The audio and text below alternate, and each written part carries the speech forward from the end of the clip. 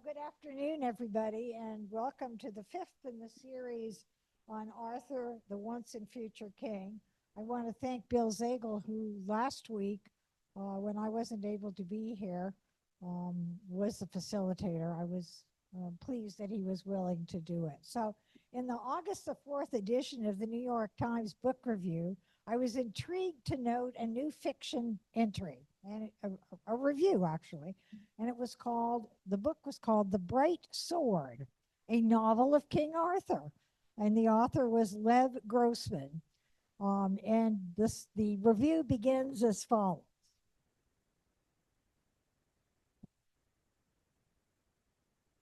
Arthur is dead. What now? With this question, Lev Grossman's new novel, The Bright Sword, joins 1,400 years of storytelling and reassuringly earns its place among the best of Arthurian tales. And so, what the plot is that Camelot is in shambles because King Arthur is dead.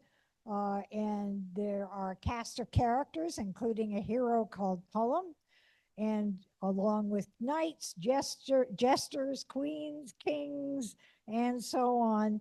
And they're off on some kind of an adventure. So are they going to look for a new Camelot, the same Camelot, or one that they can just survive in? And the review was very positive about the book. And so I find it truly amazing that the Arthur myth is still a powerful motivator for modern literature. Apparently, the novel is 600 pages long, but that did not deter the reviewer, who said that it was full of just wonderful scenes. So I was just amused to find that while we're learning about Arthur, that this book had come out. Anyway, here we are. Nancy, again, we're in her capable hands. Fifth session. Yeah, we're off cycle from everybody else, in case you've forgotten, because my first session was canceled so management could use the space. So we will have one more class next week. And I have an embarrassing admission to make to you. As I was editing, I knocked off the name of the person who said this, but it's so fabulous, I just had to come in. Not my words, somebody else's words. But here they are. It's hard to stay popular for well over a millennium. Stories that seem like they'll last forever fall by the wayside as others rise to take their place. The secret to enduring popularity, clever marketers tell us, is changing just enough to stay relevant. Since the early Middle Ages, no one has done that better than King Arthur. So after appearing, we begin here with me. After appearing and disappearing for centuries, is this too loud? No? Okay, sounds very loud to me. Arthur's story was compiled, organized, and presented as a coherent whole. Geoffrey of Monmouth, The History of the Kings of Britain, presented Arthurian material in its longest and most widely read early form. And this is one of the pages from Arthur.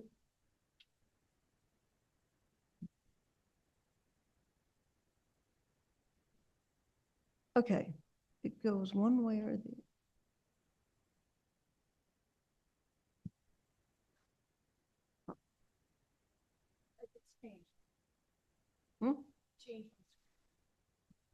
Okay, so this is a picture of Mallory's manuscript from the 1400s.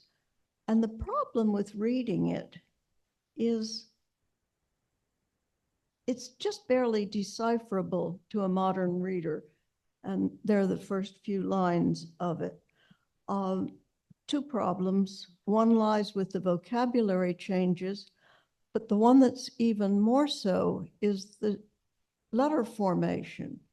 we seem to have the same amount of trouble with this way of writing script that teenagers have with reading the Pittman script that we were taught in grade school. But if you look at the two printed things, I think you could probably figure out easily what he's saying. The pronunciation, of course, has changed more than anything. So if you heard it read aloud, you'd go, what language is that? In Mallory's work, Arthur stands for everything that was ideal in the 12th century world. Unity in a time of near constant political instability, kingship with wisdom and fortitude, strength of arms with courage to use it, and Christianity above all. As a historian, although widely discredited even in his own time, Geoffrey of Monmouth emphasized Arthur as worthy of legend because of his political acts, unifying warring kingdoms under one banner and ruling justly over all. Now, here's an interesting little side note. I think we tend to think of Mallory in the same class with Gildas, the monk sitting in his 6th century scriptorum, writing down these ancient tales, or Tennyson, who was poet laureate during much of Victoria's era, reworking the same material for a Victorian audience. But the truth is, Thomas Mallory, a British knight of obscure origins, spent over 10 years locked up in the Tower of London for crimes that included deer poaching, cattle rustling, vandalism, extortion, and rape.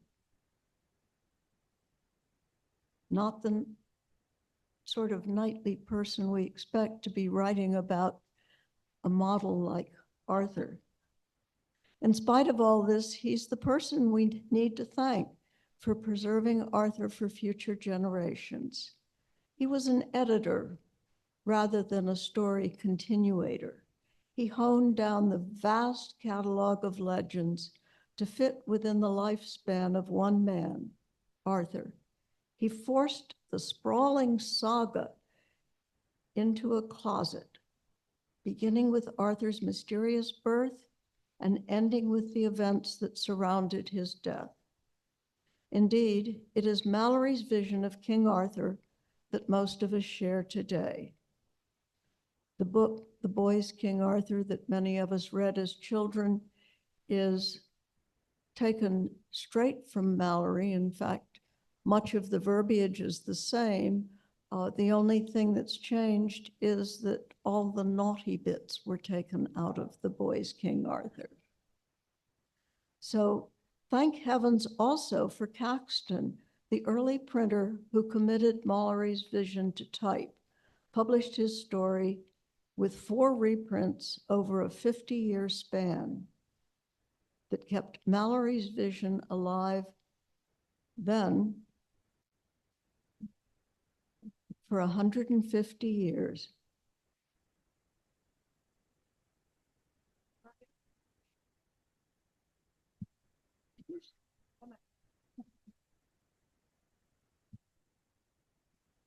For 150 years, Arthur slept.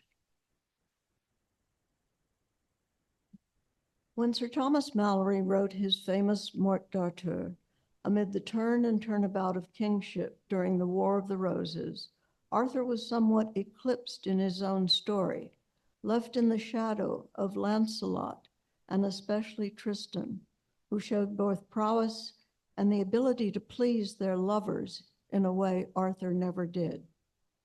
Yet Arthur is again relegated to the sidelines and even mortally injured by Mordred. The collapse of Camelot is only partially laid at his feet. Arthur is still wise, still brilliant in kingship, and still destined from birth to be the greatest king ever known. Thanks to Mallory's most enthusiastic fan, William Caxton, the Morte d'Arthur was one of the earliest printed works in England, solidifying Mallory's version of the myth in the popular imagination.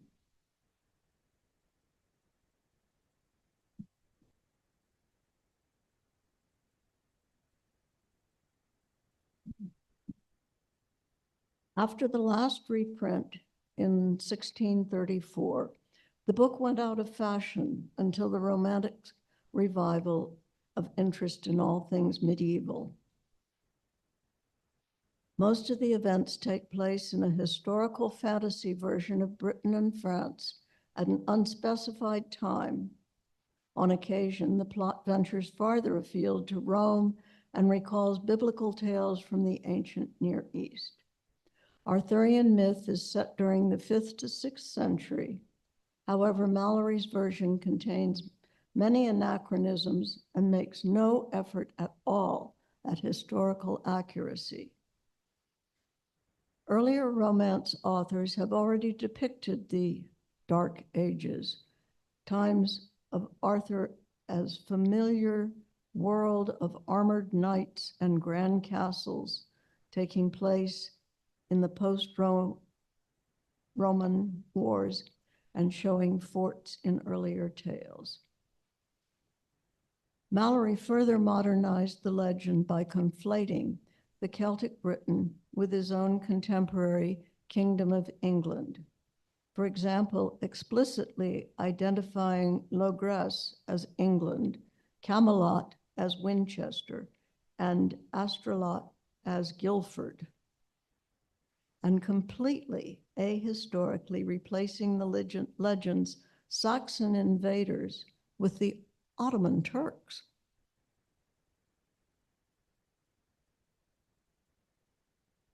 In the role of King Arthur's foreign pagan enemies, Mallory harkens back to an age of knighthood with chivalric codes of honor, jousting tournaments, and characters which consist almost entirely of fighting men, their wives or mistresses, or both, with an occasional clerk or an enchanter, and a fairy or a fiend, a giant or a dwarf. Mallory intended to set down in English a unified story of Arthur, which would tell of the birth, the flowering, and the decline of an almost perfect earthly civilization. One scholar has identified 3 main motifs going through Mallory's work: Sir Lancelot and Queen Guinevere's affair, which we've seen in a couple of movies, I think, so far, the long blood feud between the families of King Lot and King Pellamore. And if you really want to read something that's going to confuse you, trying to sort out all of these players and fights and where the feud started, I recommend it to you. Be a good thing to have during a week of being snowed in with nothing else to read. And the mystical Grail quest. Each of those plots would define one of the causes of the downfall of Arthur's kingdom, namely the failures in love, in loyalty, in religion. At this time, courtly love was still all the rage in the literary world. This ideal love was adulterous, courageous, and so passionate that many modern readers might find it marginally embarrassing. Kind of like thinking about your parents. It was at this moment that Lancelot rode into the Arthurian mythology, fainting with love over Guinevere and pushing Arthur to the side as a stodgy, less hip cuckold. Arthur endured this romantic shift as a great but increasingly less adventurous figure who stayed behind, boringly but brilliantly governing his realm while his knights risked life and limb on these glorious quests. Although this was also the moment in which the quest for the Holy Grail emerged. Arthur, ever involved in worldly affairs and now tangled up in a love triangle, was not the one to find the Holy Grail. Whew. All these tales, bundled neatly together by Mallory in a packet that remained, after its initial success, virtually unchanged and unread for centuries. Arthur spent this time sleeping in Avalon. In order to understand why, we need to dive into just a little history using a very broad brush approach. 200 years, you've got to use broad brush. The late Middle Ages ended with the scientific revolution.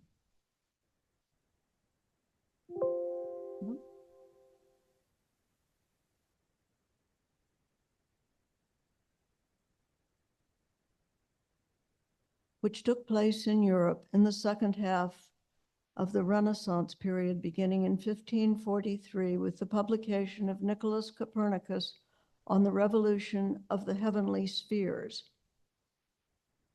And I've been trying to find a similar amount of jolting that we would have experienced that through a discovery today or an announcement of discovery today, possibly if the first moon landing had found sentient beings on the dark side of the moon, that might have come close to it. But, if forever and ever and ever the world was the center of the universe, plus being flat, to get this announcement that no, the earth revolved around the sun and it was round, that was just mind-boggling.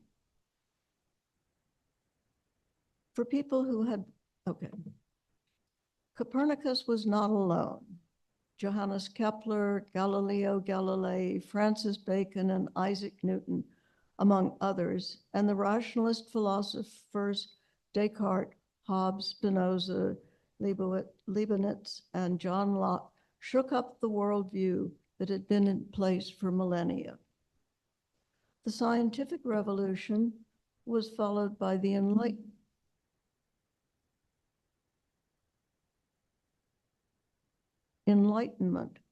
or the Age of Reason, which featured a range of social ideas centered around the value of knowledge gained by rationalism and of empiricism.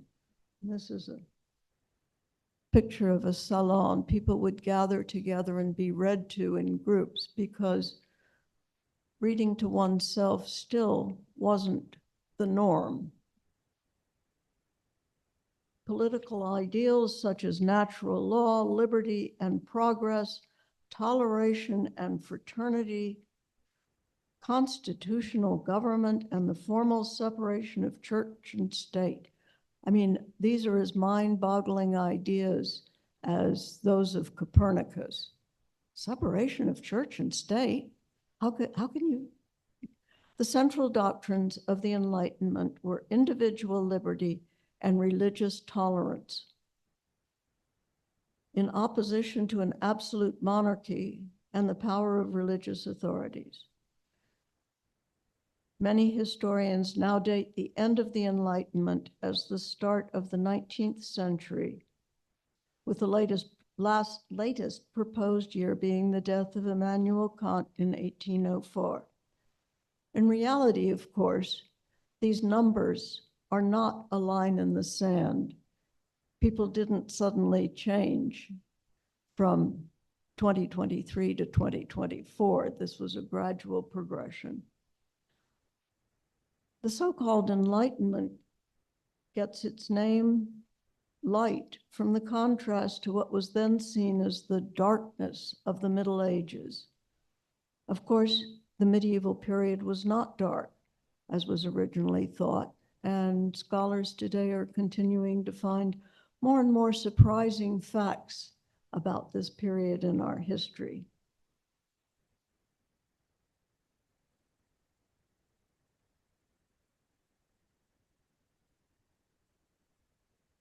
the essential fact remains that religion, superstition, and deference to authority did permeate that period of human existence before philosophers began to challenge these concepts in the 17th century.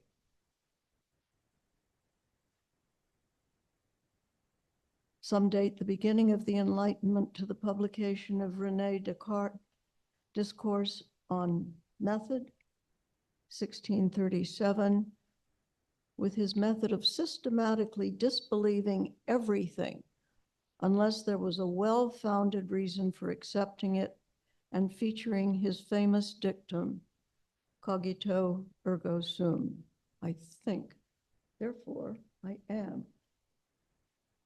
Rousseau, another one of these people. In this long period, which focused people's attention on science and philosophy, the myths of Arthur and his Knights of the Round Table, set in a mythical age of heroes, magic, religion, and a focus on tradition, were no longer fashionable. Then, of course, as it has a habit of doing, the Wheel of Fortune, which we saw a couple of classes ago, did what it does best and circled around. The French and American revolutions brought focus away from the scientific and philosophical spheres.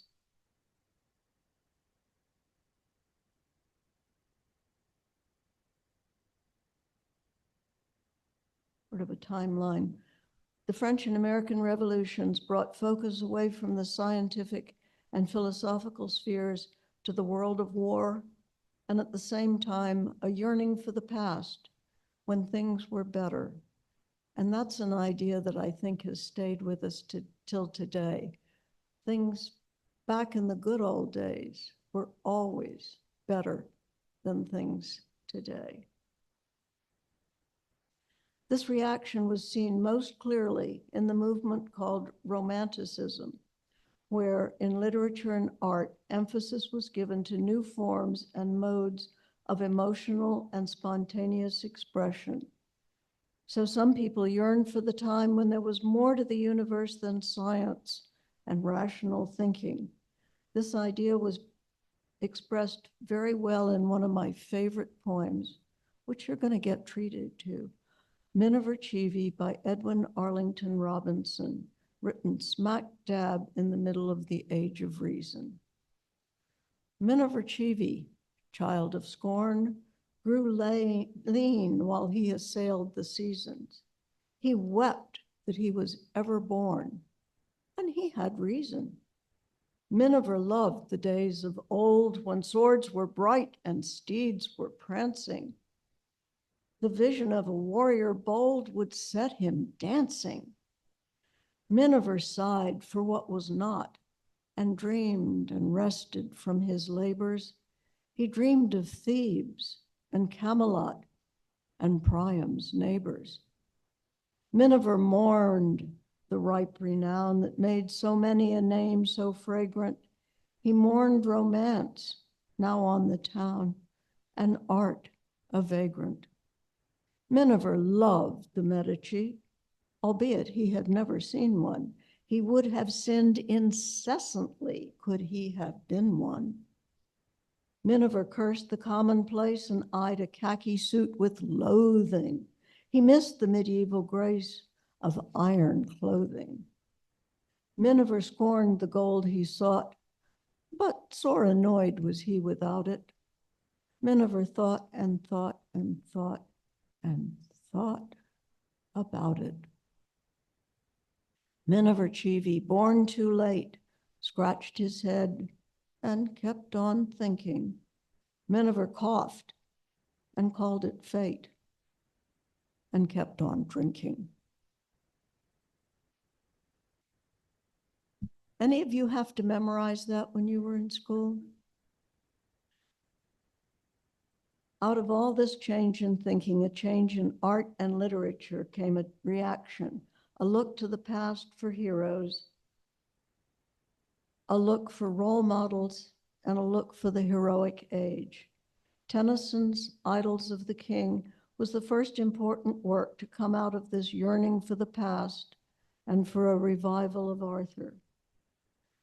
And so, having been wrapped in the mists of Avalon since the Middle Ages, the once and future king made his promised return in the 19th century.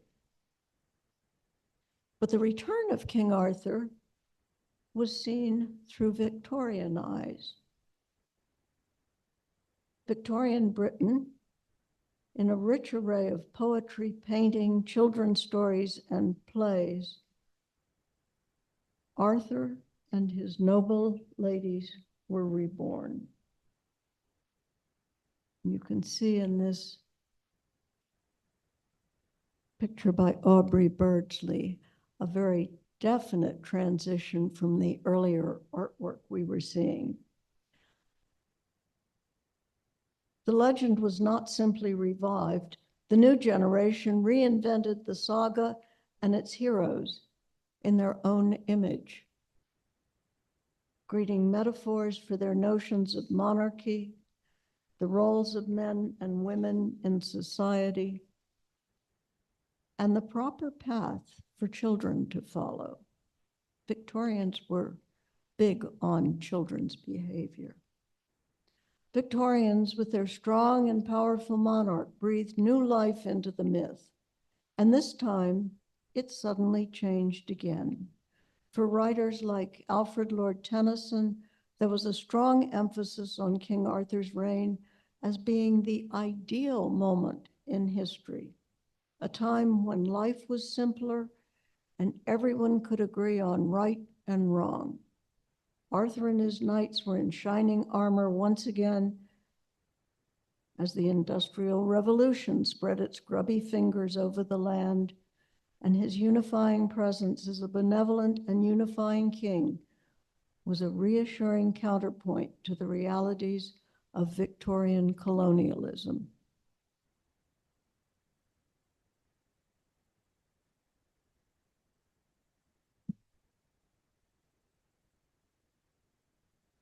According to Deborah Manikoff, the legend resonated deeply during Victoria's reign. Retold in the poetry of Alfred Lord Tennyson, William Morris, Sir Walter Scott, and envisioned in the paintings of the pre-Raphaelite Brotherhood.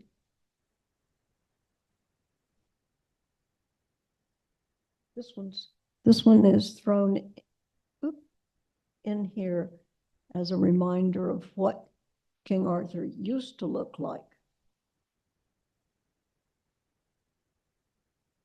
And there you see the old King Arthur and the new revised King Arthur on the right in the picture. And for many of us, our vision of Arthur and his court were shaped by these illustrators. The legend of King Arthur and his compatriots in chivalry became the code for every facet of Victorian life. So Arthur made his promised return to 19th century England. Neglected since the Middle Ages, the tales of the king and his court at Camelot enjoyed an unprecedented revival in the painting and poetry, plays, and popular culture of the reign of Queen Victoria. I find it interesting that the first round of explosion of stories about Arthur in England took place also under a queen, Queen Elizabeth, and now Queen Victoria.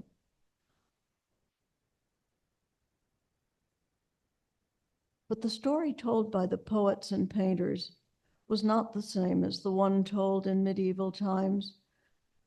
The legend was not simply revived. It was reinvented, and the dreams and desires of a modern society found eloquent expression in a medieval form. In reviving the Arthurian legend, Victorian artists and writers and their eager audience saw a window into the past and a desire to learn from their heroic and noble ancestors. And if you remember back in the very first class, I mentioned that the scribes, the Christian monks and scribes, were writing down a history of Britain so that people would have something to look back on and try to emulate and feel good about themselves for. So the Victorians were projecting their own ideals and ambitions, dreams and fears onto these legendary characters and events, and a romanticized portrait. They saw a vivid reflection of themselves. Through the poetry and painting of the Arthurian revival, we can see how society interpreted it and informed its present view by remaking the cultural legacy of the past. The innovative production of the Arthurian revival marks one of the most creative phases of the entire tradition, and the Victorian era left an indelible mark on it.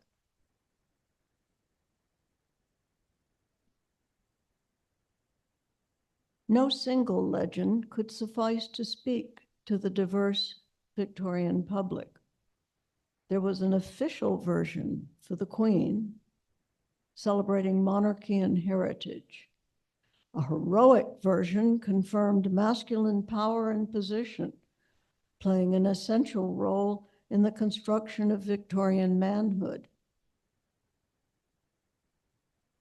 The legend for women taught them their place in society, as well as defining the path to follow and the path to avoid. Even children had their own legend, written in simple language and depicted in innocent wonder. Legend without moral stain and without a tragic ending. The legends of Victorian England confirm the power of the once and future king.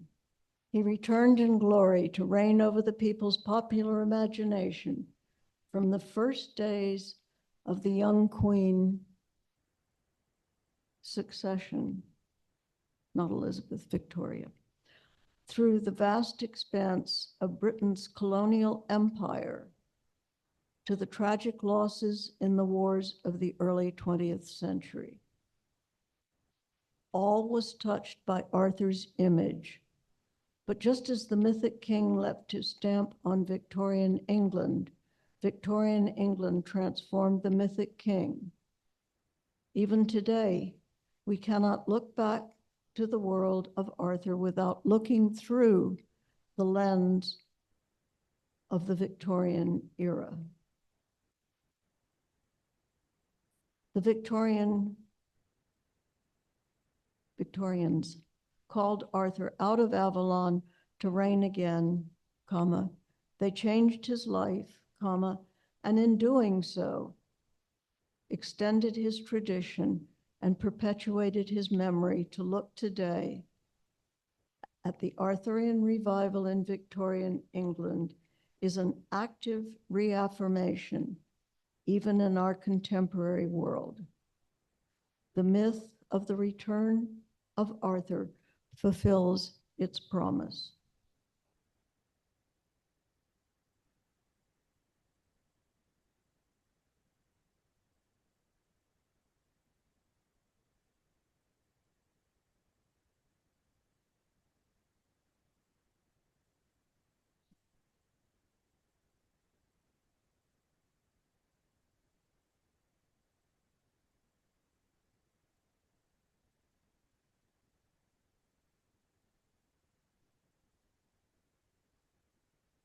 It's amazing what happens when you turn 2 pages at once.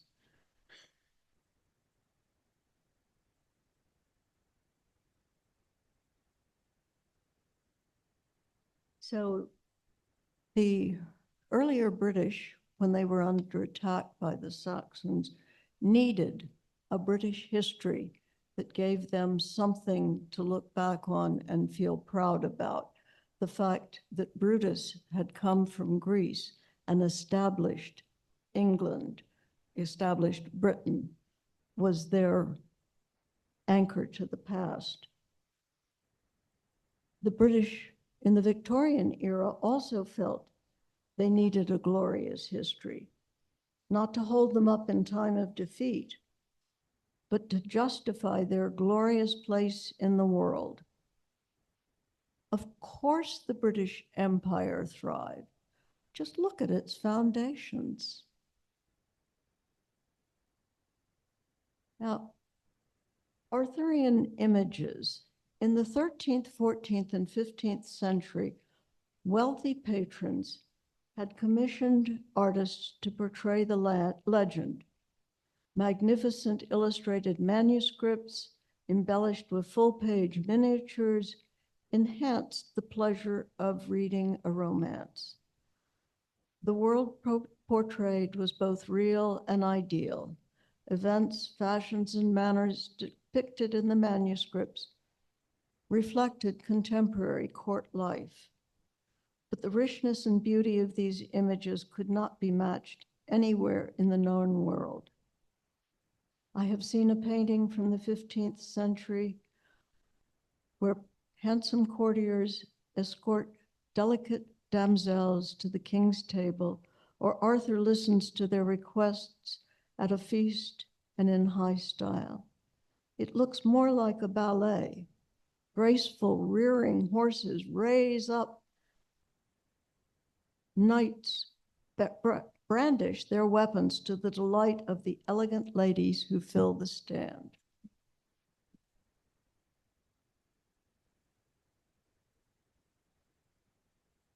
In those days, Arthurian tales were painted on windows, stitched into bedclothes and draperies, and woven into tapestries. The magnificent picture hangings that could warm the cold chambers of stone castles, and transformed these rooms into fantasy landscapes where knights challenged on the road to adventure. A woman's dressing table could provide a setting for the romantic Lancelot's treacherous journey across the sword bridge to rescue Guinevere, and Gawain's night in the perilous bed in the Castle of Marvels, all based on Chrétien de Troyes' romances, were carved in ivory to form the side of a jewel box. Every time a woman reached for jewels, combed her hair, her own face, she could think about the sacrifices these knights had made for their ladies.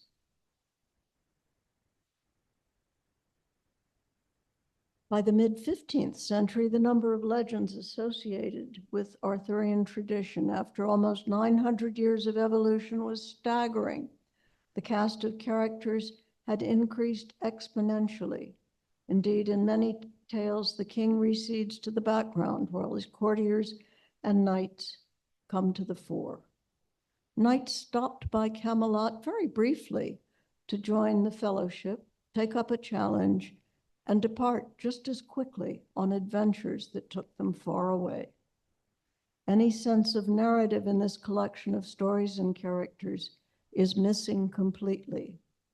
Instead, the legend served as a vehicle for any or romance that began or ended or passed through, or even when a character might have thought about Camelot. Mallory's bringing together of all of these stories marked the apex of the medieval tradition. But like the Wheel of Fortune, once you hit the top, you're on the way down again. So Mallory's chronological ordering of events set the legend in a plausible time frame, the life of a man, and ended the invented and flexible continuity that it characterized during its medieval evolution.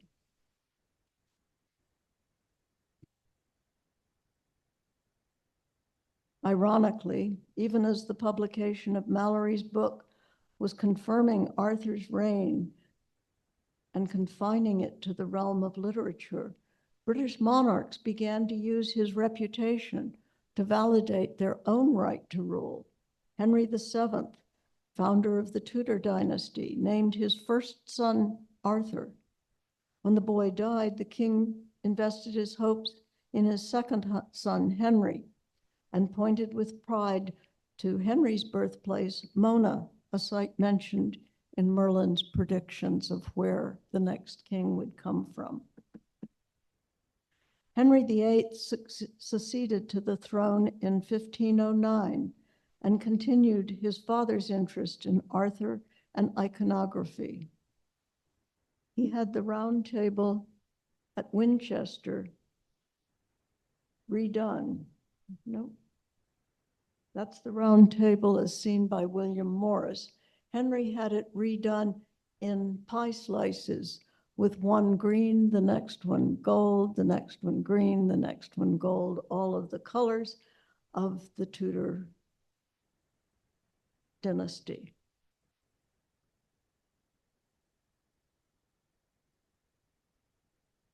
And Henry's daughter Elizabeth inspired the figure of Gloriana in Edmund Spenser's Faerie Queene. Like Arthur, Elizabeth left her kingdom with no suitable heir, but when the throne passed from the Tudors to the Stuarts, James I chose to maintain the mythic connection with Arthur. As the monarchy fell into disfavor, Arthur's legends lost value, generally declining, and the legend, in fact, began to be dangerous.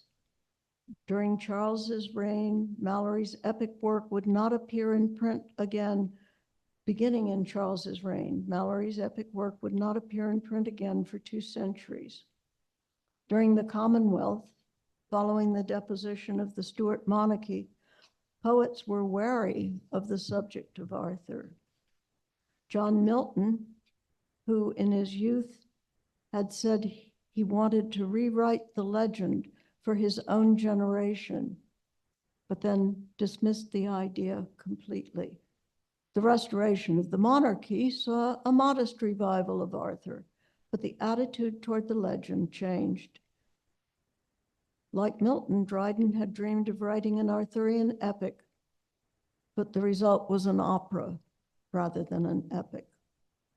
In the early 18th century, the mythic king hit his nadir when he found his place in folk tales and nursery rhymes. Instead of battle saga and epic poetry, Fielding's burlesque, The Tragedy of Tragedies, or The Life and Death of Tom Thumb the Great. This cast Arthur as the straight man in a court of buffoons. At the end, Arthur delivers a pompous soliloquy and commits suicide out of sheer frustration. In the declining tradition, Arthur, stripped of his retinue, his queen, his champions, and his kingdom, now he'd even lost his dignity. But at the exact moment when the legend seemed doomed to oblivion, a new cultural trend came riding out of the hills to his rescue. In the 18th century, when the legends of medieval times seemed to conflict with the rational spirit of the age, England rediscovered its past interest in history and archaeology and was on the rise all over Europe. When scholars turned their mind to reconstructing England's past, it was the Middle Ages that caught their imagination. The Gothic Revival, a centuries-long celebration of medieval culture in popular British taste. Seems like an unlikely trend in a time that defined itself as practical, rational, and modern. There were scholarly studies of chivalry and attempts to bring them into line with modern thinking. More than any other writer of the time, Sir Walter Scott convinced his readers that only the centuries separated the ancient knight from the modern gentleman. Scott was a masterful storyteller, But more than that, he crafted a medieval world that felt both authentic and familiar. Readers believed they could enter that. But the real key to his success was his characterizations. Well-drawn and romantically appealing, his characters spoke plain language and felt genuine emotions. They were idealized as a voice from the golden age of chivalry, but to Scott's readers, they seemed as real as the boy next door. Scott's reputation as an antiquarian persuaded his readers to accept his historical fiction as fact. His own interest in the Middle Ages began in boyhood when he encountered the scholarly treatments of medieval ballads and relics of ancient English poetry. There, he found a way to combine his enthusiasm with serious endeavor. He edited the Romance of Tristan in 1804 and planned a similar treatment of Malory's Morte d'Arthur. The best loved of his novels, of course, was Ivanhoe, appealing to a wide audience that received critical acclaim and was so popular that editions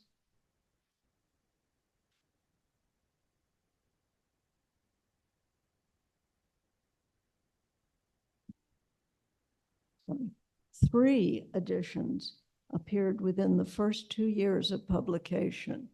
Now, if you think about it, it took Malory 50 years to get 3 reprints. Only took him 2 years. The plot was simple and satisfying. Good knights challenged evil knights, and the good knights triumphed. The strong protected the weak, and transgressions were punished in the world of Ivanhoe. We still see that formula used today, particularly in Westerns, in mystery stories. It's a wonderful formula because we all want to see the bad guys get it. Scott had first turned men's minds in the direction of the Middle Ages. It was chivalry that ensured peace, stability, and justice, even romance and storytelling. Scott convinced his readers that if the chivalric ideal existed once, perhaps it could exist again.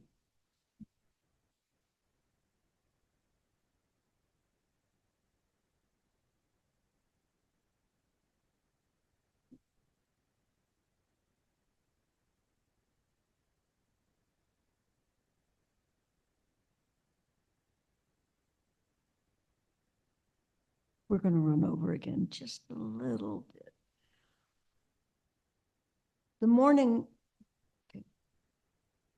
I'm going to end today's class with the Morte d'Arthur, the death of Arthur, virtually unchanged from Malory to the boy's King Arthur. It's a separation of 500 years. And if you go back through and read them word for word, the morning of the final battle that Arthur fights with Mordred, the field is filled with mist. Arthur, like his loyal men and his dreaded enemies, fight mindlessly in blind confusion. For friend and foe were shadows in the mist, and friend fought friend, not knowing whom he slew. When at last the savagery of the battle ended, there were only 3 men remaining. Arthur defeated Mordred with a single blow, striking the last stroke with Excalibur, slew him. And Arthur fell, his earthly task completed. In one last act of knighthood, Arthur succumbed to his injuries and submitted to Bedivere's care.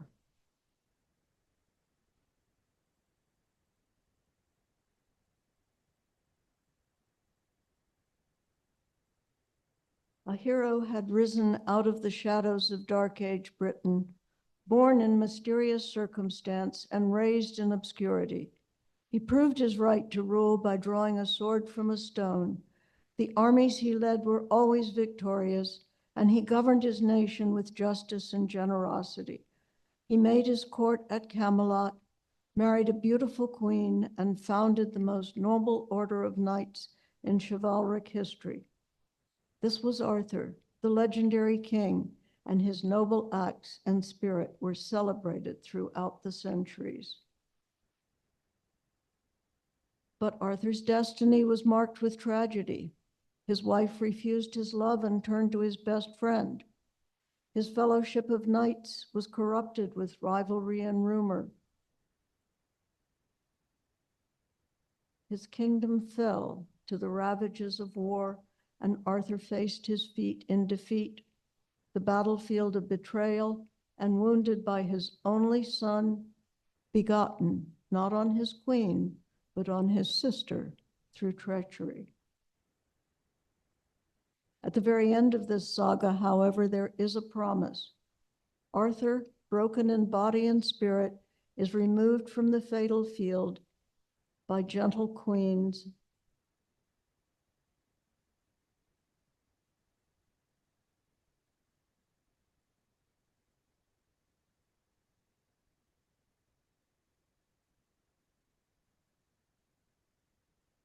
on some distant day when his country calls, he will be ready and will return. His lost kingdom will be regained, and his shattered dream of an ideal world will be realized, the court of hope tempering the tragedy of the legend. But it does more than that with this promise. The legend is shaped as an open tale, a story without end. Once told, it begs to be told again and again.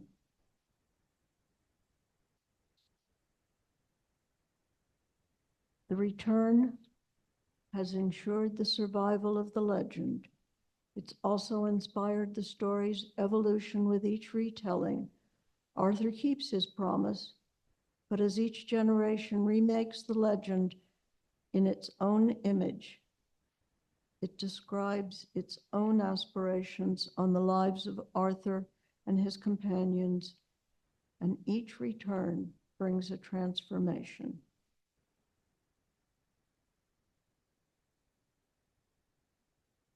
Next week, we will be seeing Monty Python and the Holy Grail. And I guess we'll talk more about it after we've seen the film. But what does it do to a tradition like that where we've always admired and only that one little Tom Thumb blibble made fun of Arthur? And all of a sudden, we've got Monty Python and his galloping knights making fun of Arthur, the Arthurian tradition, introducing new characters like the rabbit, very scary rabbit. So thank you for your listening, and I will look forward to seeing you Saturday and then again next week, which will be the last class, and we'll move into the modern era. Nancy, thank you for that very rich presentation, cultural history of the Arthurian tales. I think there are two takeaways from this. One, that it's not necessarily entirely the power of the story that kept the Arthur story alive. What was needed was a Homer, as in the case of the Trojan War, or a Mallory, as in the case of Arthur, and of course the printing press to keep things alive. And then, of course, I think it's fascinating, as you pointed out, the complex ways in which the Arthur legend was reshaped and flourished in Victorian times. So very interestingly done, enjoyed it immensely. Questions? Good, well, a lot to think upon, and we'll see you for the last lecture next week.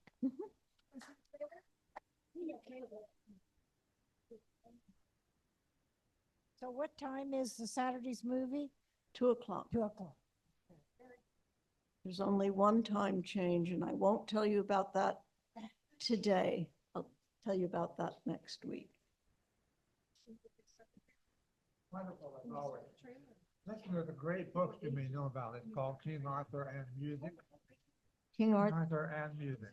and And music. it traces the involvement, the story as the impetus for music from the 17th century all the way on. Oh, Written by a friend of mine, Robert Shea. So, knowing your interest, you might